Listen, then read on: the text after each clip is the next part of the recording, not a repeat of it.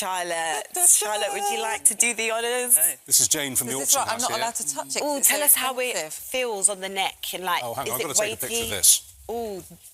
This is going in the archive. So you can just... Okay. This is good. I need to ask you not to touch the pearls. Oh, no, OK. I won't touch them, don't worry. Shall I just pull... That was once around Marilyn Monroe's chops. Oh, my God. You can just lift your hair for me, Charlotte. Yeah. Right, gotcha. So delicate. And just a little bit at the back for me. Oh, sorry. That's fine. Just look how it's sitting. Wouldn't it be awful if they unthreaded? Oh, no. Oh, please. Richard! Oh, my... You made that happen! No! I don't believe that happened. Can I just confirm you have it on camera? I was not touching that at the time. Didn't you? Did you? Is this... No. Okay. Uh-oh. I'm so sorry. Here you are. Can I give you these? I'm sure whoever owns this necklace, I've got quite a lot of them here. This has got to be an April Fool. They're all falling everywhere. This has to be April Fool's. This has to be an April Fool. Or maybe it's a prank at work. Is this your April Fool, Charlie? No. It's not my April Fool. I really hope it is, because otherwise I've sort of been a part of damaging a very expensive necklace. We'll take a pause there, shall we? All right. Shall we go for a break while we have a little look around to see if we can... I think of this as an April Fool, but if it's not, it's the most extraordinary coincidental piece of television. But pearls are tough. Pearls, it's OK. Pearls are tough. They can be rethreaded. Still to come. Singer Paul Potts is stepping off the stage and behind the camera. Oh, we've got some breaking news. Hang on a second. Right, OK, yep. OK. Marvarine, you've got some news for us. Yep. Yeah, we do have some breaking news, just to inform you that the pearl necklace that we've had in the studio, you won't be surprised to know, is completely worthless. Oh, my God! Jane, our curator, is a brilliant actress, and you have all been April Fools. Oh, thank you. You did a brilliant job. Thank you. What can you tell us? What you're going to give away? What I can say is the idea that I had for what we give away has made the producers very nervous. Is it your virginity? How much do you think it's worth? And thank you, Joe. Late Night Licence starts a week today on Channel 4 at, you'll be pleased to know, 10 p.m. Is this the last ever One show now? I feel like it might... Maybe. This show might never exist now. Maybe. Who knows? So the name is a Big Softy. Named after me, then? Yeah. First person that came to mind, obviously. Did you come up with some names, Steve, didn't you? You came up with Chegan V's. Chegan V's. I was Chegan V's thinking by mixed moving up the C and the V, cheese yeah. and trying to come I'll up tell with... you what I think that suggestion was tucking ferrable. I agree. Tucking ferrable, that's what that is. One person who's definitely had a brilliant Easter is our next guest, Joanna Linden. Now, she was left absolutely stunned during last night's Antique Roadshow after discovering the real value of her beautiful vase. Yeah, check this out. She paid £1.50 for a car boot sale. She couldn't believe her luck when she found out it's now actually worth £30,000.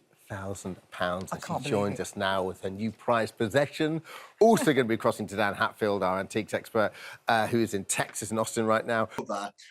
Pierre Mondrian always would sign his art with PM at the bottom of the vase and a date. So it's pretty easy to tell. We can tell because of the style's slightly different to how we would usually create things, but that would be a telltale sign. Wow. I bet you're really upset that you're not in the studio today, aren't you? I'm gutted. I tried to get a flight back, but it's Easter weekend. There's no way I could get back. I would have paid thousands to got back, but unfortunately, I can only be free. Wow. Brilliant. Well, thanks, Dan. Thanks, Dan. Dan. The thing is out.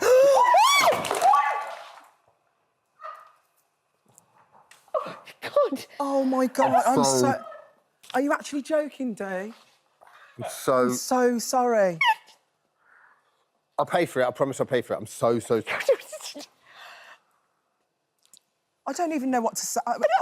I'm actually going to get upset. I'm so sorry. Babes, I'm so sorry. Oh, These things happen.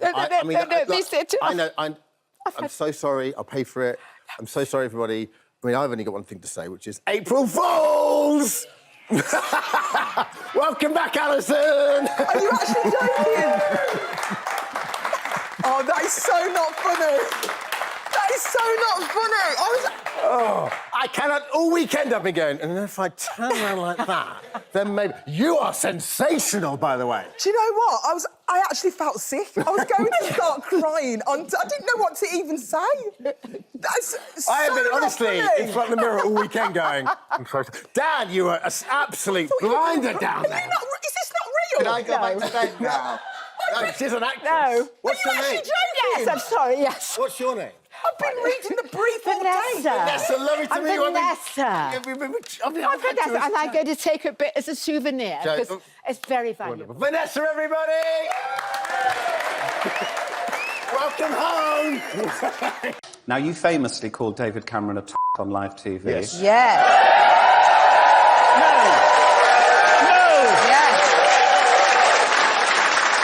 No, we will not have that. After Liz Truss and all the other he's the best one. We're on live TV tonight. Is there anyone else you'd like to call a t***? Now there's so many, isn't there? I think I'd like to retract that. No, I don't want to call him a t***. I'd like to call him a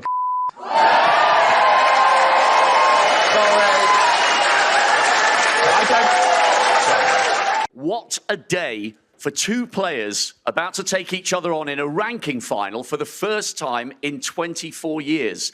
And what an occasion for one of our most important crew members, who today is retiring after 44 years as a cameraman, for 27 of which he has covered snooker brilliantly.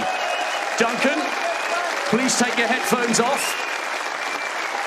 On behalf of everybody connected with ITV Sport, may I say, I'm going to start going as well. May I say what an honour and a privilege it's been to work with you for a decade and a half. Come here. And will you please now walk forward to the table and take a bow. Ladies and gentlemen, one of the finest cameramen our sport has ever known, the one and only Duncan Richmond. Well, independent candidate Count Binface isn't new to the election campaign. He got nearly 25,000 votes in 2021. Here's his pitch. My name is Count Binface, intergalactic space warrior, CFAX fan, and I'm running for London Mayor. I'm supposed to be the exotic novelty candidate, but then I looked at the alternatives and now I'm not so sure. Why am I standing? Well, to celebrate and defend British democracy, including the right we all have to stand for election, no matter how idiotic the get-up. Don't worry, I'm not naming names. But I'm not just a pretty face, I also have the best manifesto, including price-capping croissants, renaming London Bridge after Phoebe Waller, and here's a new one, making Thames water bosses take a dip in the Thames to see how they like it.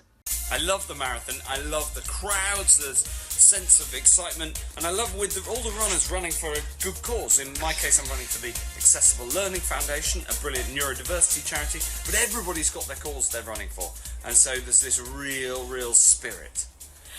Well, good sports all. Matt Hancock, fan of Debonair. Chris has his head in his hand. I've got to ask why. Oh, it's just Matt's lack of insincerity, I think. Well, good. Strap in, hold tight. First up, Danny, Prince Andrew's been in the news after nearly running over a dog. Your thoughts on this? Well, I think, you know... You'll find what you think on the autocue. Right, here we go. Yes. Richard, I, Danny Dyer, have no hesitation in saying on live telly that Prince Andrew, you...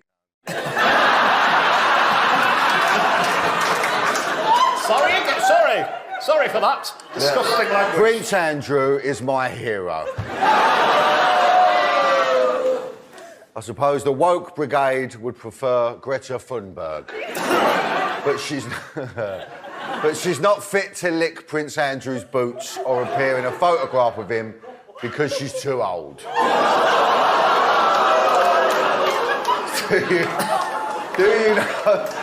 Do you know Prince Andrew's greatest achievement, Richard? No, I don't. It's that he's not a sex offender. There is no one more famous for not being a sex offender than Prince Andrew. Oh.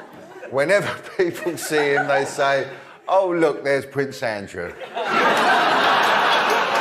I, Danny Dyer, would trust Prince Andrew with my life, and I'd happily go on the pool with him.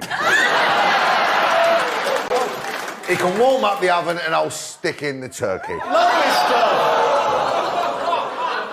Are we still on air? So the better thing to do is to adapt to the changing climate. That is the smart thing to do, and it's a lot less costly than the current route to get to net zero, where there's no evidence it will stop climate change. Richard, and the countries that are going to be underwater, how do they adapt? No one's going to... So let's take an example, Barry. Let's take an example of the Maldives that we were told would sink underwater. The Maldives now is 35 square kilometres bigger than it was 30 to 40 years ago. It's about adaptation. Where you're worried about sea level defences and flooding, you build the defences. That's the smart thing to do, and it's a great deal less costly than trying to stop the power of the sun, which you clearly can't do.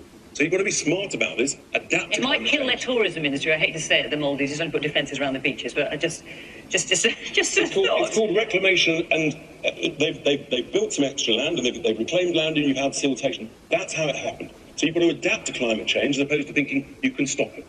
Can I ask Richard a question? What's your science background?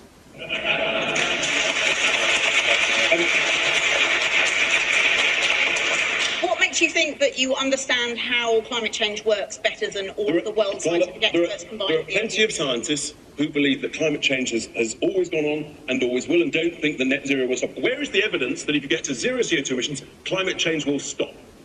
Well, it's the right IPCC there. doesn't think it will. It's an overwhelming majority of all the world's experts on climate science understand. I think what they're saying is it's going to get worse, Richard. I think that's the point. They're saying it's going to get worse, and then how will we cope with it? Tell me if I'm wrong, but that's my understanding. Welcome to the Assembly. Our collective of autistic, neurodivergent and learning disabled interviewers. We are delighted to have you join us today. Our rules are no subject in out of bounds, no question in off the table, and all might happen. Please tell us who you are. That was brilliant and terrifying. Okay, this question is a bit intense, so... Okay. How does it feel to be dating someone who's only 5 years older than your daughter?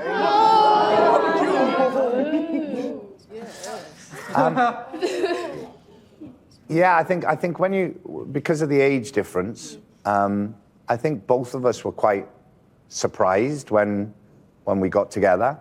I don't think either of us were kind of looking for that. You know, it's not like I've dated lots of, you know, people who are much younger than me, but you know, you meet who you meet. But ultimately, I think, you know, if you find someone who brings you happiness and you make them happy, you've got to go for that, I think. And Definitely. And so that's what we decided to do, and I'm so happy we did, because we have this wonderful family now. Who's the rudest celebrity Who's that the you've rudest met? celebrity? Have you heard of a man called David Tennant? Yes. He was Doctor Who. He was Doctor Who. Dr. Rude. The rudest man. What did he say? No, he's not really. I'm He's well lovely. aware of your He's very nice. This is Chris, yeah. Yeah, Chris. Chris Phil. I come from a neighbouring country called Congo, if you know geographically, that is located right next door to Rwanda. And right now in Goma, there's a genocide going on, and there's such a big conflict going on with people from Rwanda. So had my family members come from Goma on a crossing right now, would they then be sent back to the country that they're supposedly warring, Rwanda? Does that make any sense to you? No, I think there's an exclusion on people from Rwanda being sent to Rwanda. They're not from Rwanda, they're from Congo. They're from Congo. And they're supposedly, from Congo. They're supposedly warring these people from Rwanda. Are they then going to be sent to Rwanda if they came here on a crossing? From Congo? Yeah. Would people be sent from... Well, I mean, Rwanda is a different country of Congo, isn't it? It's a different country. Yes. It is. Yes. You're saying if they come from a war zone in Congo, would they then be sent to Rwanda?